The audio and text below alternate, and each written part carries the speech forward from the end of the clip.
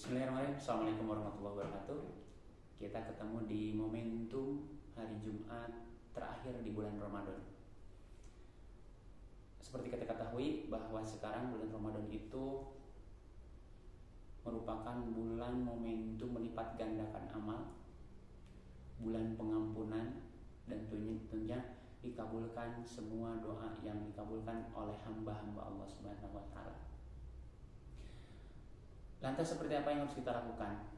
Ini momentum yang sangat krusial. Kalau dalam permainan games, ini adalah injury time, di mana seharusnya kita mampu untuk memaksimalkan momentum injury time ini.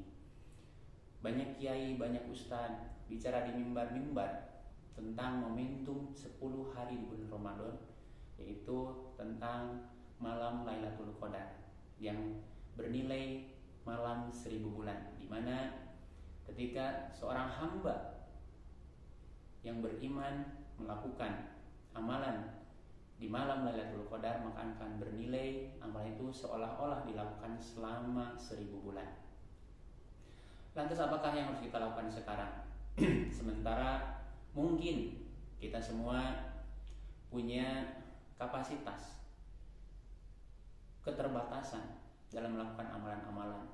Bolehlah barangkali teman-teman kita yang sudah belajar agama lebih dalam, lebih matang, lebih fasih dan membaca Al-Quran,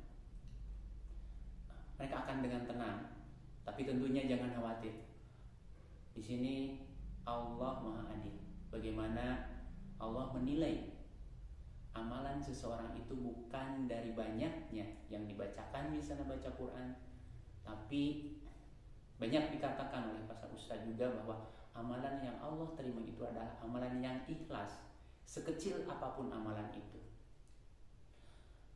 Barangkali kita coba flashback dulu tentang Ramadan, agar kita mampu memaknai Ramadan ini, sehingga kita ketika melakukan sebuah amalan atau ritual itu mempunyai spirit.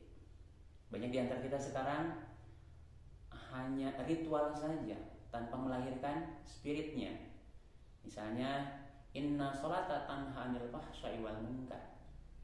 Seseorang, barang siapa yang mendirikan sholat, melaksanakan sholat, maka sesungguhnya dia akan terhindar dari perbuatan fahsya dan munkar. Tapi banyak yang dari kita sekarang ya sholat, kemudian mengerjakan dosa juga banyak. Barangkali itu kita baru sampai pada ritual. Makna dari Ramadan sendiri, coba kita ambil makna yang lebih sederhana.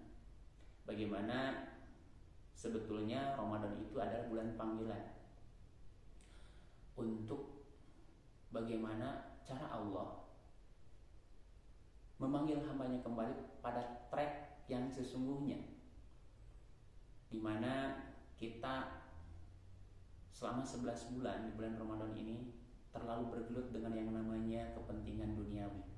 Ada yang dengan perdagangannya, dengan usahanya, dengan berbagai kepentingan duniawinya. Dan Allah hanya meminta di bulan Ramadan bagaimana kita bersungguh-sungguh, sehingga dalam bulan Ramadan ini Allah menjanjikan lipat ganda dari amalan yang dilakukan oleh hambanya.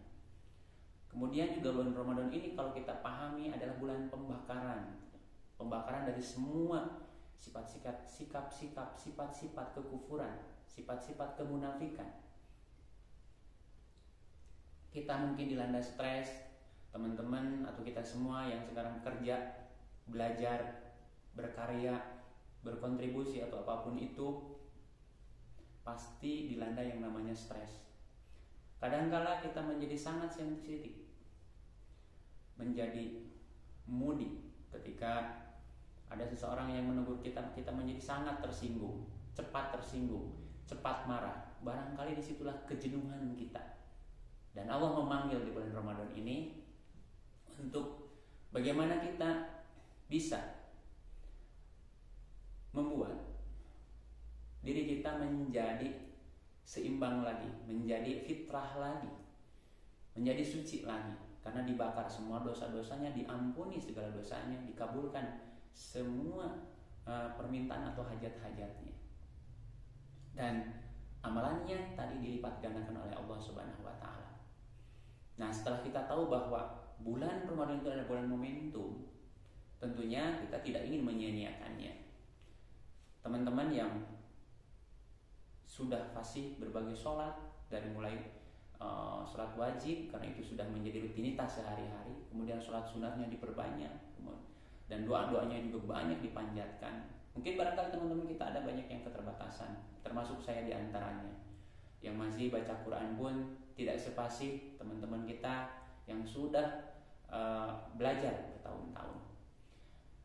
Di sini Allah tidak memaksakan hambanya untuk melakukan sesuatu di luar kemampuannya. Bagi teman-teman kita semua yang punya keterbatasan, misalnya kita tidak sanggup untuk sholat lebih dari sekian rakaat gitu kan, barangkali kita tidak bisa memaksakan. Kalau daripada kita melaksanakan sholat tapi tidak ikhlas, karena sesungguhnya itu tidak akan diterima, karena amalan yang Allah terima itu adalah amalan yang ikhlas. Bolehlah kita mungkin bergeser pada amalan yang lain, barangkali membaca Quran. Jika mampu dan lebih fasih, kita bisa lakukan setiap habis sembahyang wajib, sehingga satu hari bisa 5 juz. Atau barangkali kita punya keterbatasan juga, ya kita bisa turunkan menjadi satu hari bisa 2 juz, 3 juz, atau barangkali mungkin hanya 1 juz. Itu tidak masalah, karena yang Allah nilai adalah keikhlasannya. Kemudian juga ternyata kita dalam baca Al-Quran banyak keterbatasannya. Kita bisa menghadiri majelis-majelis ilmu, kemudian ikut juga tadarus dengan para penghafal Quran yang fasih membaca Al-Quran. Karena sekalipun hanya mendengar, mengikuti tanpa kita mungkin bisa fasih mengikutinya, Allah tetap samakan ganjarannya dengan seperti orang yang sedang membacanya. Kemudian bergeser lagi, kalau kita misalnya punya keterbatasan di situ, cukuplah kita berzikir. Zikir-zikir banyak, tasbih, tahmid, takbir mungkin gitu ya. Subhanallah, alhamdulillah, Allahu akbar, sampai la ilaha illallah.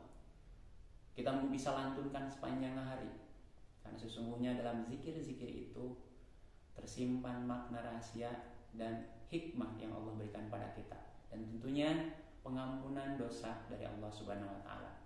Mudah-mudahan momentum bulan Ramadan yang sekarang tinggal beberapa hari berakhir, kita benar-benar mampu memaksimalkan injury time ini agar kita mampu mendekatkan diri kepada Allah secara maksimal, sehingga ketika kita beres atau selesai atau keluar dari bulan Ramadan, kita tetap mengaplikasikan nilai-nilai Ramadan itu sendiri.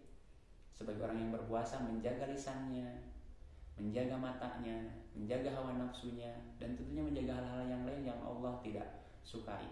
Barangkali itu mudah-mudahan menjadi pengingat buat kita semua agar kita senantiasa ada dalam lindungan dan rahmat dari Allah Subhanahu wa taala. Terima kasih. Assalamualaikum warahmatullahi wabarakatuh.